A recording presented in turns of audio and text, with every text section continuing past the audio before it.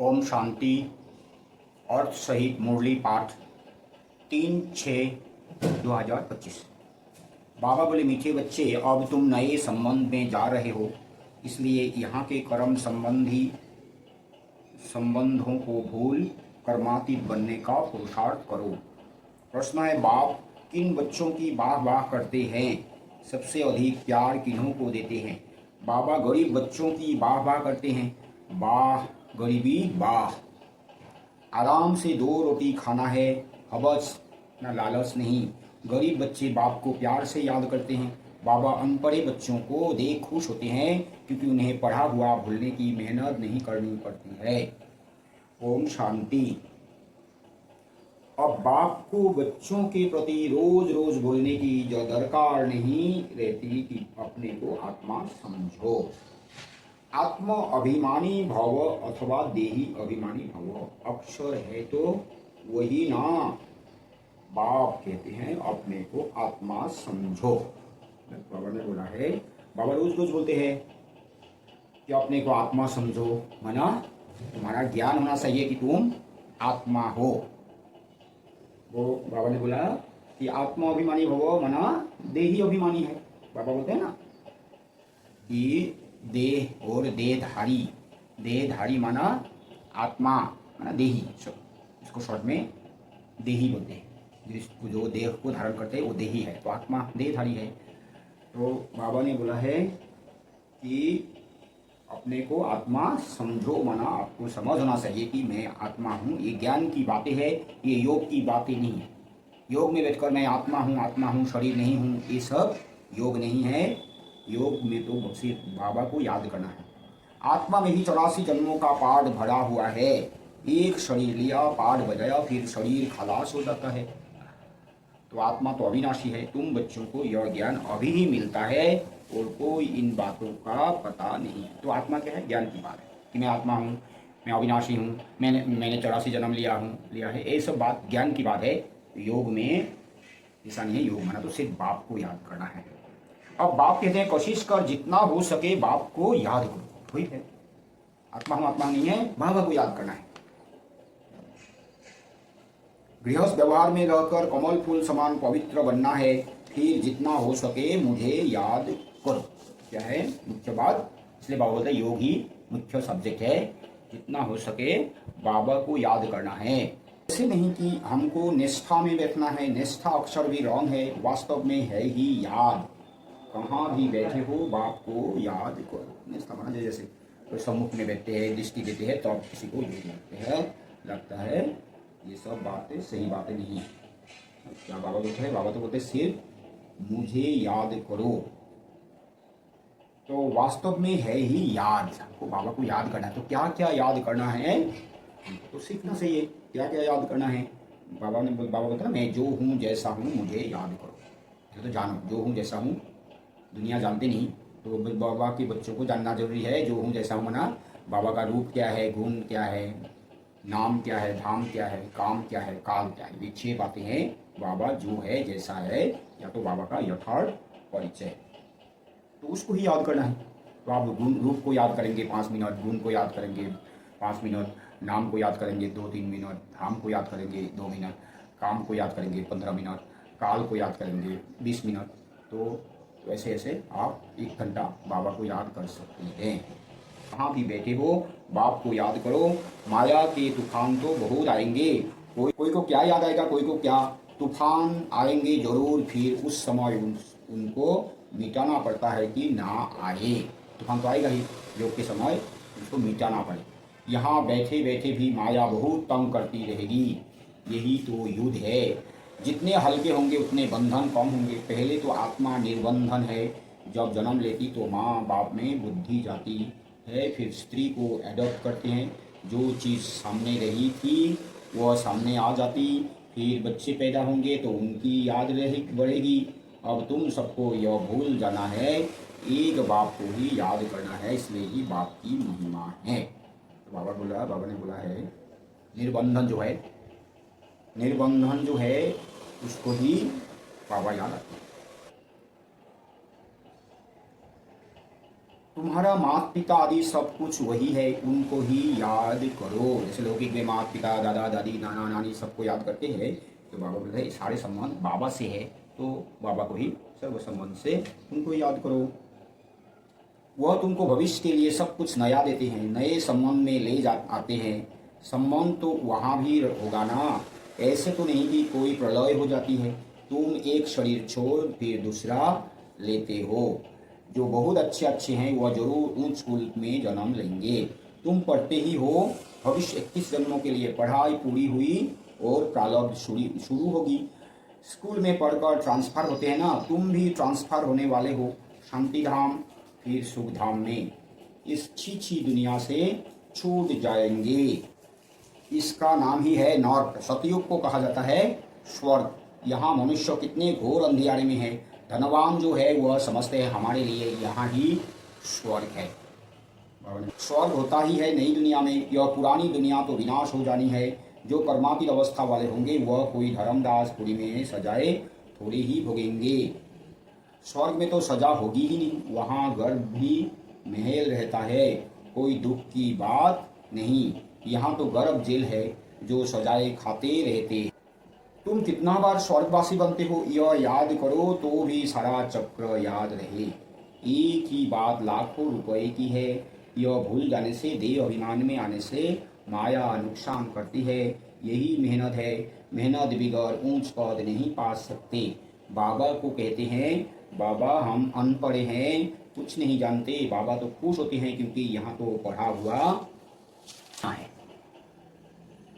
यह तो थोड़े टाइम के लिए शरीर निर्वाह आदि के लिए पढ़ना है, जानते हो ना, यह सब खलास होने का है।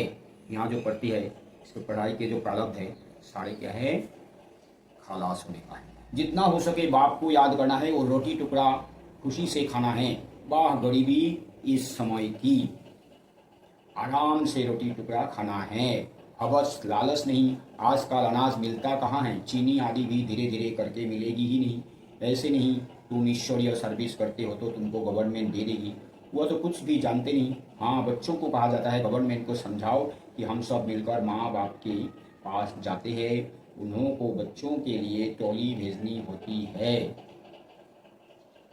यहाँ तो साफ कह देते कि है ही नहीं, लाचारी थोड़ी दे देते हैं। जैसे फकीर लोगों को कोई साहूकार होगा तो मुट्ठी भर कर दे देगा, गरीब होगा तो थोड़ा बहुत दे देगा। चीनी आदि आ सकती है परंतु बच्चों का योग कम हो जाता है। याद ना रहने के कारण, देह अभिमान में आने के कारण कोई काम हो नहीं सकता।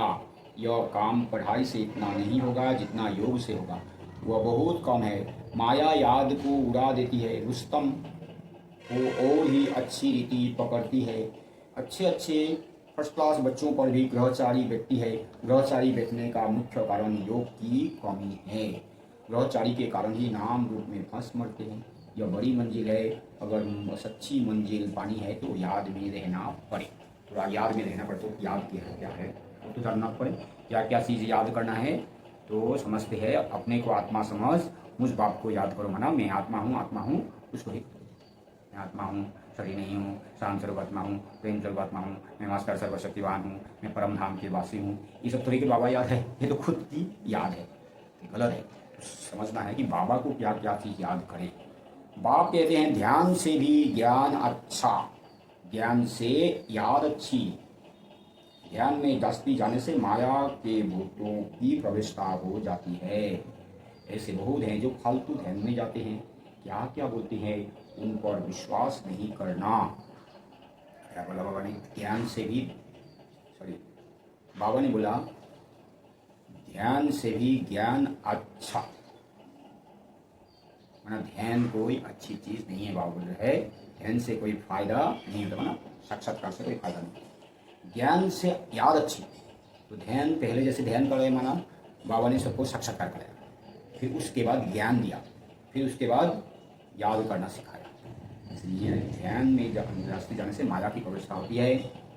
ज्ञान तो बाबा की मुरली में मिलता रहता है। ज्ञान कहाँ मिलता है, बाबा की मुरली में, ना दूसरे कोई किताबों में मिलता है, शास्त्रों में या तो कोई भाई बहनों की क्लास में ज्ञान मिलता है।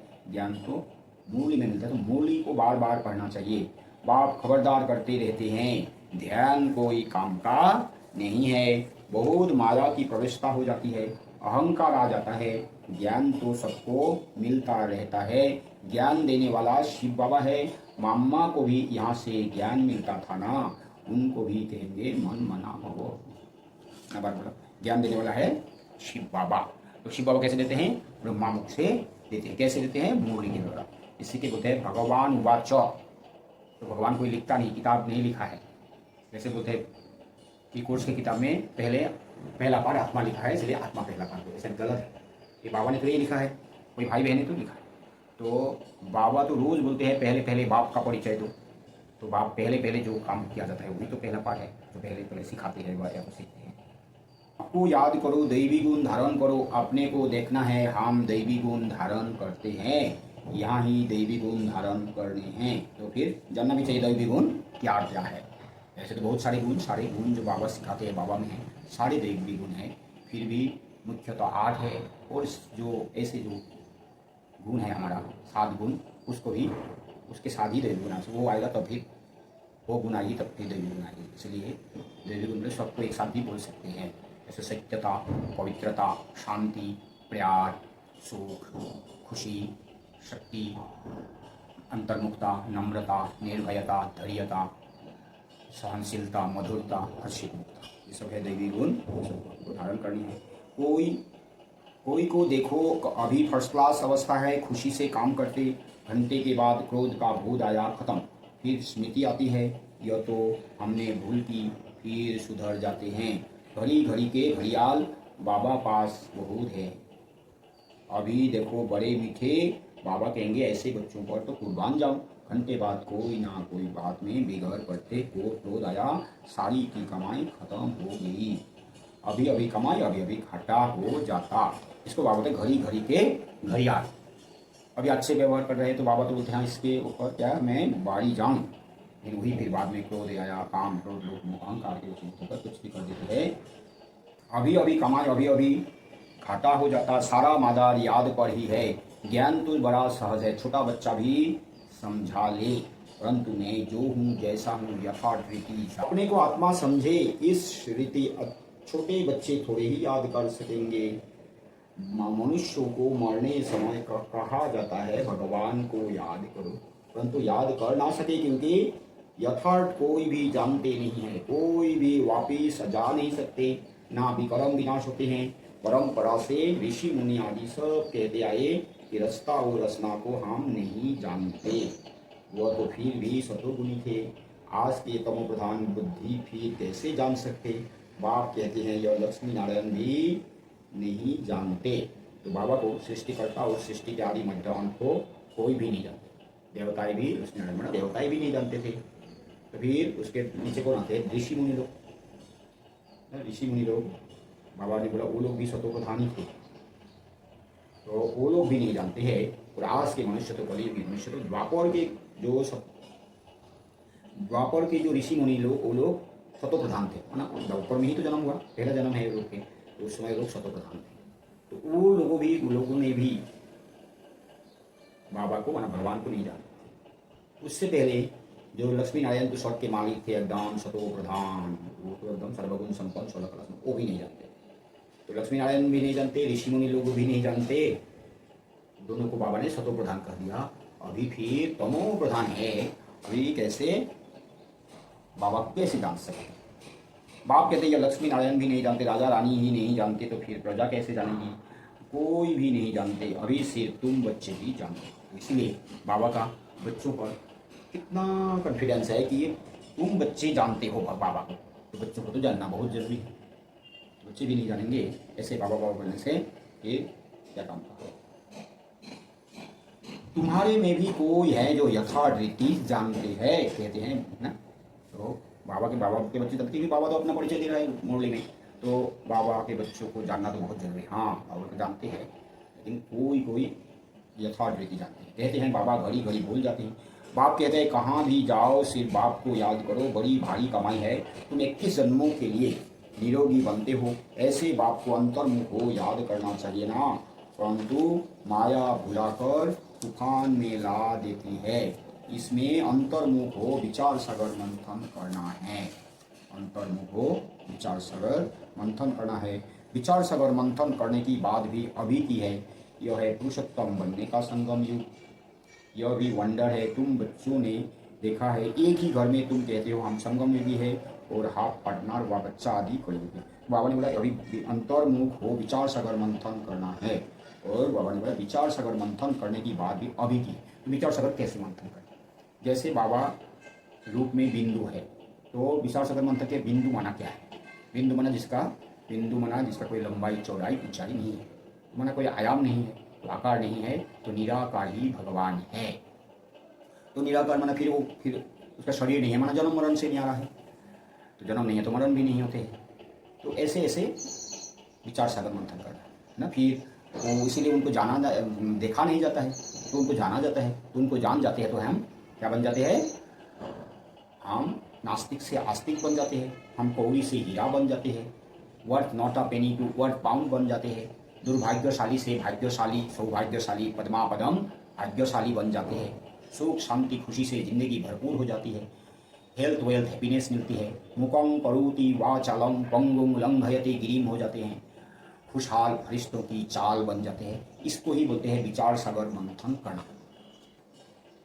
बड़ी महीन बात बाप समझाते हैं। घर में रहते हुए भी बुद्धि में है कि हम फूल बनने के लिए पुरुषार्थ कर रहे हैं। यह है अनुभव की बातें। प्रैक्टिकल में मेहनत करनी है, याद की ही मेहनत है।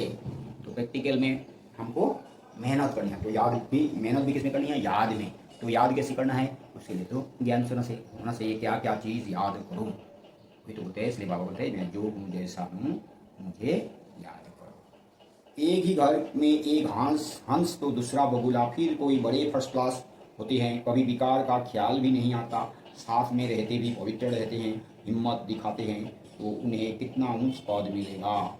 ऐसे भी बच्चे हैं ना, कोई तो देखो विकार के लिए कितना मारते झगड़ा करते हैं। अवस्था वह होनी चाहिए जो संकल्प में भी कभी अपवित्र बनने का ख्याल ना आए। बाप हर प्रकार से राय देते रहते हैं। तुम जानते हो श्री श्री की मत से हम श्री लक्ष्मी श्री नारायण बनते हैं। श्री माना ही श्रेष्ठ। सतयुग में है नंबर 1 श्रेष्ठ। त्रेता में 2 डिग्री कम हो जाती है। यह ज्ञान तुम बच्चों को अभी मिलता है। इस ईश्वरीय सभा का कायदा है। जिन्हें ज्ञान रत्नों का कदर है, कभी उबासी आदि नहीं लेते हैं, उन्हें आगे आगे बैठना चाहिए। कोई बच्चे बाप के सामने बैठे भी झुटका खाते, उबासी देते रहते हैं। उनको फिर पिछाड़ी में जाकर बैठना चाहिए। यह ईश्वरीय सभा है बच्चों की। परंतु कोई ब्राह्मणियाँ ऐसे को भी ले आती है। यूं तो बाप से धन मिलता है, एक वर्षंश लाखों रुपए का है। तो बाबा ने क्या बोला? मधुबन में जिसको तिसको ले आना, तब से बोल रहा है कि ये सही नहीं है। तो नहीं तो फिर आते हैं तो क्या बोलता है? एकदम शोर मचाते रहते हैं। तुम जानते हो ज्ञान मिलता ही है संगम पर। तुम कहते हो बाबा हम फिर से आए हैं बेहद का वर्षा लेने। मीठे मीठे बच्चों को बाबा बार बार समझाते हैं, यह अच्छी दुनिया है, तुम्हारा है बेहद के बैराग। बाप कहते हैं इस दुनिया में तुम जो कुछ देखते हो वह कल होगा नहीं। मंदिरों आदि का नाम निशान ही नहीं रहेगा। वहाँ स्वर्ग में उन्हों को पुरानी चीज़ देखने की दरकार नहीं। यहाँ तो पुरानी चीज़ का कितना मूल्य है। वास्तव में कोई चीज़ का मूल्य नहीं है सिवाय एक बाप के। तो आज के समय में कोई भी चीज़ का मूल्य नहीं है सिवाय बाप के। बाप कहते हैं मैं ना आऊँ तो तुम राजाई कैसे लो। जिनको मालूम है वही आकर बाप से वर्षा लेते हैं। इसलिए कोटों में कोई कहा जाता है कोई भी बात में संशय नहीं आना चाहिए। भोग आदि की भी रस्म रिवाज है, इनसे ज्ञान और याद का कोई कनेक्शन नहीं है और कोई बात से तुम्हारा ताल्लुक नहीं। 2 बातें हैं, अल्प और देव बादशाही। अल्प भगवान को कहा जाता है। अंगुली से भी ऐसे इशारा करते हैं ना, आत्मा इशारा करती है ना। बाप कहते हैं भक्ति मार्ग में तुम मुझे याद करते हो, तुम सब मेरे आशिक हो, यह भी जानते हो बाबा कल कल आकर सब मनुष्य मात्र को दुख से छुड़ाए शांति और सुख देते हैं। तब बाबा ने कहा था सिर्फ यह बोर्ड लिख दो कि विश्व में शांति बेहद का बाप कैसे स्थापन कर रहे हैं, सो आकर समझो। एक सेकेंड में विश्व का मालिक 21 जन्म लिए बनना है तो आकर समझो। घर में बोर्ड लगा दो, 3 पैर पृथ्वी पर तुम बड़े से बड़ी हॉस्पिटल यूनिवर्सिटी खोल सकते हो। याद से 21 जन्म लिए निरोगी और पढ़ाई से स्वर्ग की बादशाही मिल जाती है। याद से निरोगी काया 21 जन्म है ना। याद से पवित्रता मिलती है, पवित्र होते हैं तो सिर्फ पवित्र नहीं है, याद से सारे होते हैं। विक्रम विनाश सारे गुण शक्ति आ जाते हैं, सारे गुण शक्ति पवित्र सब है तो अभी काया निरोगी होती है, आयु लंबी होती है। तो प्रजा भी कहेगी कि हम स्वर्ग के मालिक है। आज मनुष्यों को लज्जा आती है क्योंकि नरकवासी हैं। खुद कहते हैं हमारा बाप स्वर्गवासी हुआ तो नरकवासी होना, जब मरेंगे तो स्वर्ग में जाएंगे। कितनी सहज बात है। अच्छा काम करने वाले के लिए खास कहते हैं यह बहुत महादानी था किया, परंतु जाता कोई भी नहीं है। नाटक जब पूरा होता है तो सभी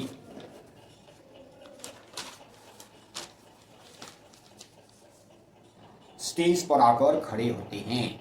यह लड़ाई भी तब लगेगी जब सभी एक्टर्स यहाँ आ जाएंगे, फिर लौटेंगे। जब सारे एक्टर्स माना आत्माएं अभी तक परम धाम में हैं, जब सारे एक्टर्स आ जाएंगे तब फिर लड़ाई लगेगी, विनाश की, फिर लौट जाएंगे अपना घर। शिव की बारात कहते हैं ना, शिव बाबा के साथ सभी आत्माएं जाएंगे। मूल बात अभी 84 जन्म पूरे हुए, अब इस जुत्ती को छोड़ना है। जैसे स्वर्ग पुरानी खाल छोड़ नहीं देते हैं, तुम नई खाल सतयुग में लेंगे। श्री कृष्ण कितना खूबसूरत है, कितनी उसमें कशिश है, फर्स्ट क्लास शरीर है, ऐसे हम लेंगे। कहते हैं ना हम तो नारायण बनेंगे, ये तो सड़ी हुई छीछी खाल है, यह हम छोड़कर जाएंगे नई दुनिया में। यह याद करते खुशी क्यों नहीं होती। जब कहते हो हम नर से नारायण बनते हैं, इस सत्य नारायण की कथा को अच्छी रीति समझो। जो कहते हो वह करके दिखाओ। कहनी करनी एक चाहिए, धंधा आदि भी भल करो। बाप कहते हैं हाथों से काम करो, दिल बाप की याद में रहे। जितनी जितनी धारणा करेंगे उतना तुम्हारे पास नॉलेज की वैल्यू होती जाएगी। नॉलेज की धारणा से तुम कितना धनवान बनते हो। यह है रूहानी नॉलेज। तुम आत्मा हो, आत्मा ही शरीर से बोलती है, आत्मा ही ज्ञान देती है, आत्मा ही धारण करती है। अच्छा मीठे मीठे सीखे लगे बच्चों प्रति माता पिता बाप दादा का याद प्यार और गुड मॉर्निंग। रूहानी बाप की रूहानी बच्चों को नमस्ते। हम रूहानी बच्चों की रूहानी माता पिता बाप दादा को भी याद प्यार गुड मॉर्निंग और नमस्ते नमस्ते नमस्ते। धारणा के लिए मुख्य सार है, इस पुरानी दुनिया की पुरानी चीज़ों को देखते हुए भी नहीं देखना है। नर से नारायण बनने के लिए कहनी करनी एक समान बनानी है। अविनाशी ज्ञान रत्नों का कदर रखना है, यह बहुत बड़ी कमाई है। इसमें उबासी या चुटका नहीं आना चाहिए। नाम रूप की ग्रहचारी से बचने के लिए याद में रहने का पुरुषार्थ करना है। वरदान है, बाप की छत्र छाया के नीचे नाजुक परिस्थितियों में भी कमल पुष्प समान न्यारे और प्यारे भव। संगम युग पर जब बाप सेवाधारी बन करके आते हैं तो छत्र छाया के रूप में बच्चों की सदा सेवा करते हैं। याद करते ही सेकेंड में साथ का अनुभव होता है। यह याद की छत्र छाया कैसी भी नाजुक परिस्थितियों में कमल पुष्प के समान न्यारा और प्यारा बना देती है। मेहनत नहीं लगती। बाप को सामने लाने से, स्वस्थिति में स्थिर होने से कैसी भी परिस्थिति परिवर्तन हो जाती है। स्लोगन है, बातों का पर्दा बीच में आने ना दो तो बाप के साथ का अनुभव होता रहेगा। अव्यक्त इशारे आत्मिक स्थिति में रहने का अभ्यास करो, अंतर्मुखी बनो। किसी भी विघ्न से मुक्त होने की युक्ति है।